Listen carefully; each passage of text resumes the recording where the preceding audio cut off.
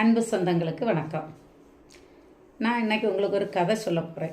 கதையை எடுத்துக்கிட்டாலும் சரி, நிஜமாக நினச்சிக்கிட்டாலும் சரி. ஒரு ஊரில் ஒரு பெண்மணி, அவங்களுக்கு அப்போ ஒரு 10-30 வயசு இருக்கலாம். அந்த டைமில் ஒரு அமைப்பில் போய் சேர்றாங்க. ஒரு ஆன்மீக அமைப்போ அரசியல் அமைப்போ ஏதோ ஒன்று வச்சுக்குவோமே. ஏன்னா உள்ளதை உள்ளபடி சொல்லணும். ஆனால் அது யாரையும் பாதிக்காமையும் பேசணும் இல்லையா? அதனால் வச்சுக்குவோம். அப்போ இந்த பெண்மணி சேரும்போது, அந்த யாராக இருந்தாலும் ஒரு ஆணோ பெண்ணோ ஒரு அமைப்பில் சேரும்போது, புதுசாக ஒரு இயக்கத்தில் சேரும்போது, ஜாயின் பண்ணும்போது கொஞ்சம் வேகமாக இருப்பாங்க.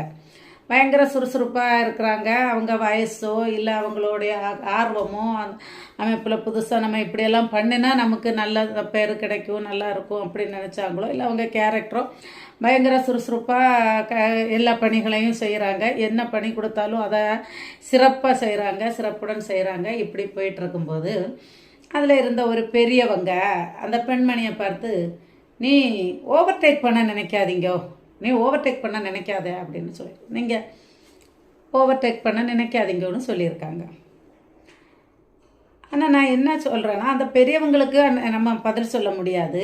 ஆனால் உங்களுக்கு சொல்கிறேன், நம்ம ஒரு அமைப்பில் போனால், நீங்கள் யாராக இருந்தாலும் புதுசாக ஒரு இதில் போகும்போது கொஞ்சம் ஆர்வமாக இருப்போம், ஸ்பீடாக இருப்போம். அந்த ஸ்பீடு, அந்த செயல்பாடு அந்த அமைப்புக்கு நல்லதே தவிர தீங்கு கிடையாது.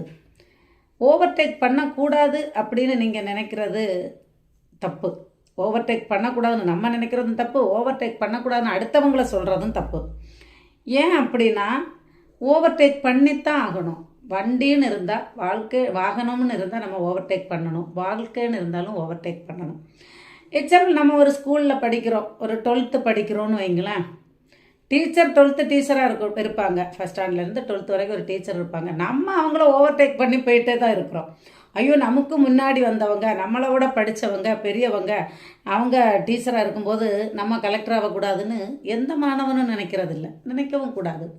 ரோட்டில் ஒரு வாகனம் போயிட்டுருக்கு, வாகனம் ஓட்ட தெரியாத ஒருத்தராக இருக்கும், இல்லை ரிப்பேரான வண்டியாக இருக்கும். அவங்க ஓவர்டேக் பண்ணக்கூடாதுன்னு நினச்சா யாருமே ஊர் போய் சேர முடியாது. ஓவர்டேக் பண்ணித்தான் ஆகணும்.